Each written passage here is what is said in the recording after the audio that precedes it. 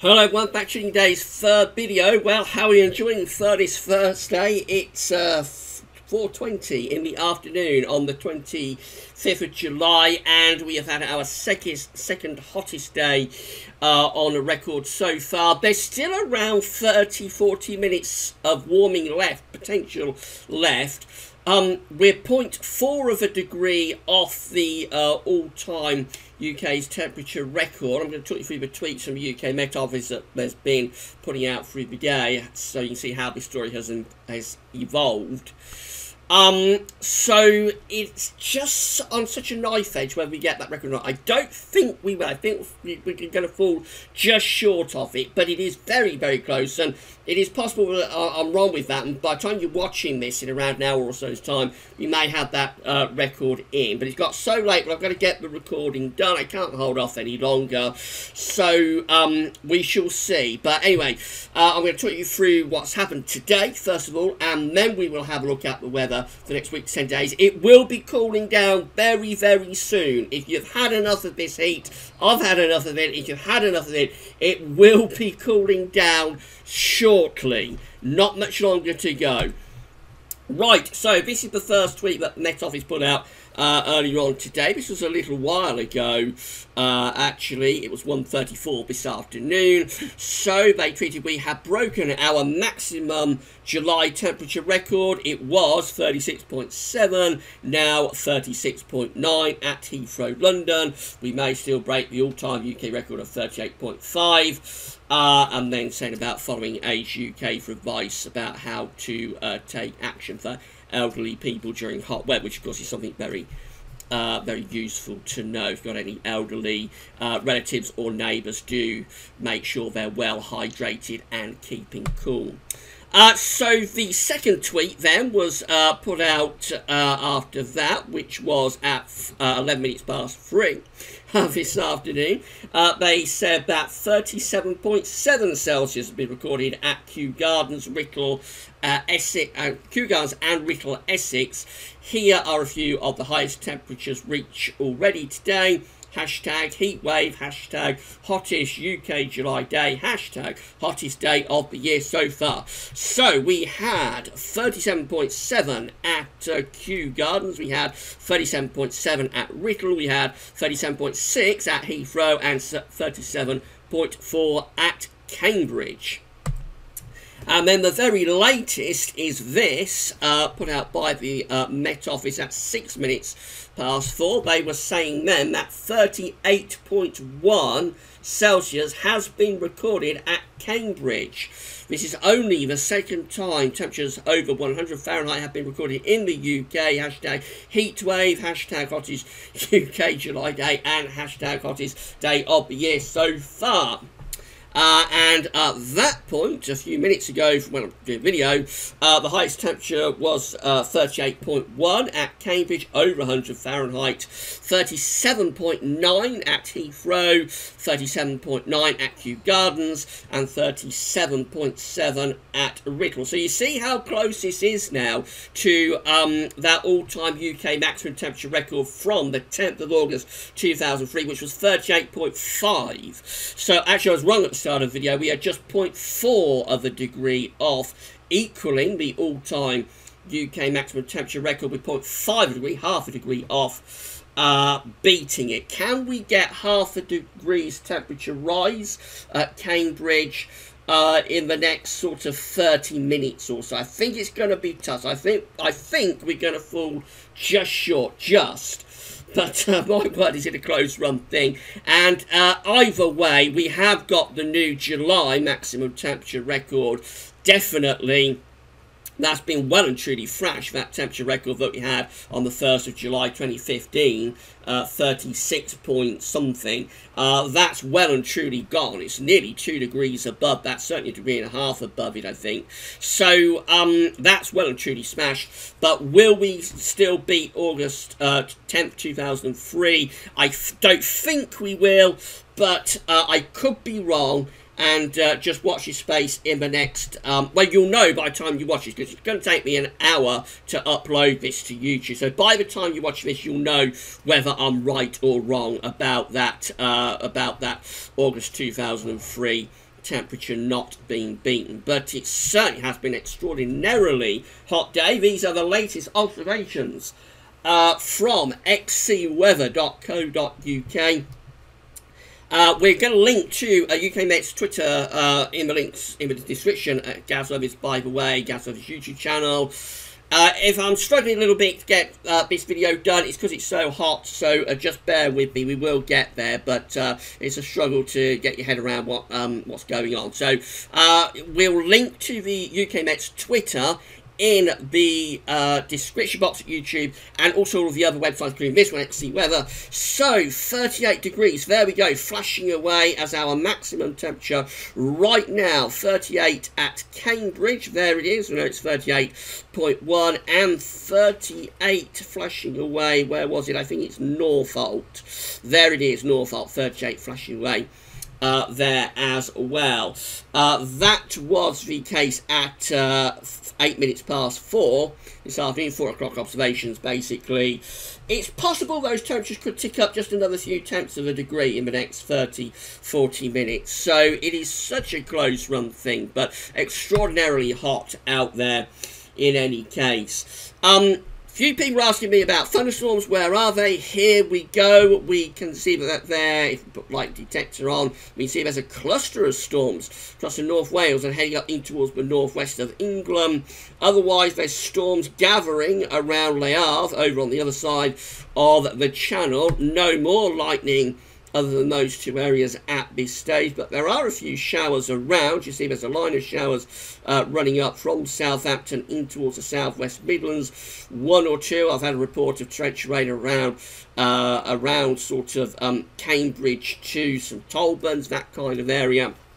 Going up towards Lincoln and Sheffield, also a few showers that they're not giving thunder yet, but things might generate into storms through the next hour or two.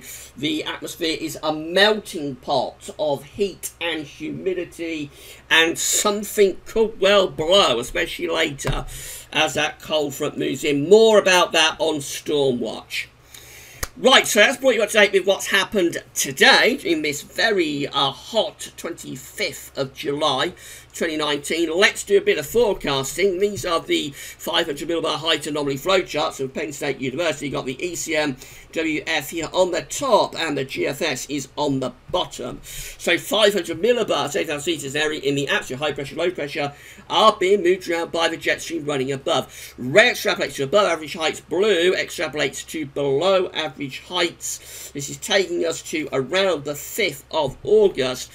Northern blocking, look at that. ECM has northern blocking in the 7 to 10 day time frame with an area of low pressure underneath it. So this would send the jet stream southwards, and we would have pretty unsettled, potentially quite cool weather. Can you believe it? That for early August, we would start to pull in potentially some quite cool air into that trough of low pressure. So all change maybe for the beginning of August. And the GFS is very similar.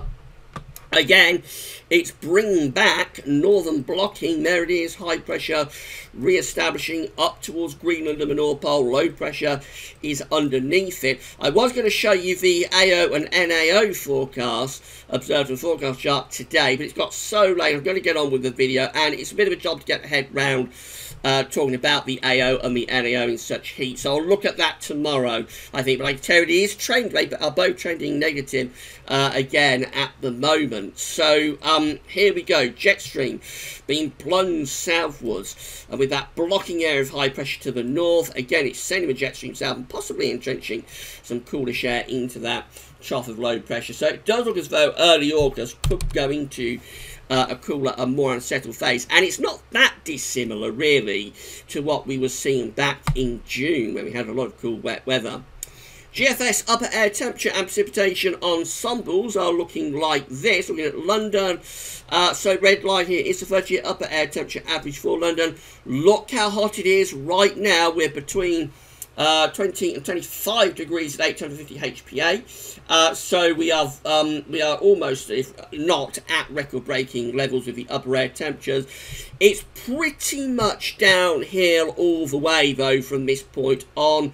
You see the big drop in temperature down to the red line, down to 30-year temperature average by the time we get through to the end of the weekend. So temperatures will be declining from tomorrow through the weekend. Temperatures will return to normal, and then after that just sticking very, very close to the 30-year temperature average. Precipitation wise, it does actually look a little bit unsettled. These precipitation spikes up here are associated with the breakdown of this tremendous heat wave, so their breakdown, possibly thundery precipitation spikes, and then after that through next week and through the first week of August it does look rather showery. There could well be some rain at times. Temperature anomalies from the 25th of July to the 2nd of August, close to, or slightly above average, but bear in mind that does take into account today's extreme heat. So once today is out of the way, these charts may actually go a little bit cooler than average. We shall see. It'll be interesting to look at these tomorrow. They'll have today's heat out of the way. They might go a little bit cooler than average tomorrow on these temperature anomaly maps. But for today, for the 25th of July to 2nd of August, still a bit warmer than average. Precipitation anomalies look like that. Varying from area to area, a bit drier than average in the west, interestingly, a bit wetter than average over in the east. Right, this is the GFS 6 o'clock run for Sunday, and looking a bit unsettled. There's a trough sitting in the east, or whether it's sitting in the east, it gets a bit stuck. It's the same front that's going to bring an end to this heat wave in the next 24 hours or so. That's still sitting across the east and northeast of the country, possibly still bringing some rain on Monday. Now, on Sunday, as we go through to Monday, we've got to watch this area of low pressure just here. That might start to run in and bring some wetter weather to southern parts of the country, the early part of next week. And then through the middle of next week, a little bit of a ridge building across the country. Not a particularly hot ridge, but it does turn things a bit drier through the middle part of next week. As you get up towards day 10, it looks like low pressure starting to move in from off the Atlantic. This GFS run is relatively anticyclonic for the first days of August. Having said early August is like to be unsettled, that particular GFS run does actually look a little bit anticyclonic for the first days of August, so there's uncertainty there. But as we go through into extended range with this GFS run, increasingly cool and increasingly unsettled. GM looks like this. Again, low pressure close to the eastern part of the country on Sunday, bringing outbreaks of rain into the early part of next week. Well, again, there's that little area of low pressure just sneaking up on us. Wasn't seeing much sign of that yesterday, but it could bring some wet weather into southern parts of the country around Tuesday. The GM actually moves it northwards to sit over the country on Wednesday. We're back to northern blocking. We saw it on the height anomaly flow charts. Lots of high pressure centred to our north with a trough of low pressure underneath it. So that gives us a cool and unsettled day for the final day of final day of July. Moving up towards day 10. We look like that, so rather showery, quite unsettled, quite cool as we get to day 10 as far as we can go with the GM. Certainly no sign of a return of the heat up to the 4th of August. ECM is looking like this, rather showery on Sunday once again, and then we go into the early part of next week. Again, there's that little area of low pressure just there, might bring some heavy rain to the south, more low pressure to the west of Ireland. And then we move into the middle of next week, and a slight bump of high pressure starts to build then. However, that doesn't come to very much, and by day 10, that's how we're looking, very unsettled. Low pressure is over country, and look how much northern blocking gone up towards Greenland. We saw it on the height anomaly flow charts. High pressure blocking things out again over Greenland. Low pressure is pushed southwards. Quite cool there. It's been entrenched into that low pressure as well. So ECM definitely looks wet and cool by day 10, 4th of August. These are scenarios that are on the table within the ECM ensembles today from the Icelandic Met Office for day 10, which is the 4th of August. So we have 25 members of the ECM ensembles with a blocking area of high pressure around Greenland and low pressure up to down to the south and southwest. So cool and potentially unsettled with those. 15 members of the east ensembles with above average heights again around blocking around Greenland. Low pressure over and to the west of us, a little bit more unsettled with that one. And then 11, which does include the operational and the control run of the ECM, placing that trough of low pressure over top of the country and again blocking around Greenland. All members of the ECM ensembles want to bring back northern blocking by the start of August, can you believe? Northern blocking returns, a return of northern blocking by early August. I think we'll be talking about this more in the videos once this heat wave is out of the way, which it will be quite shortly.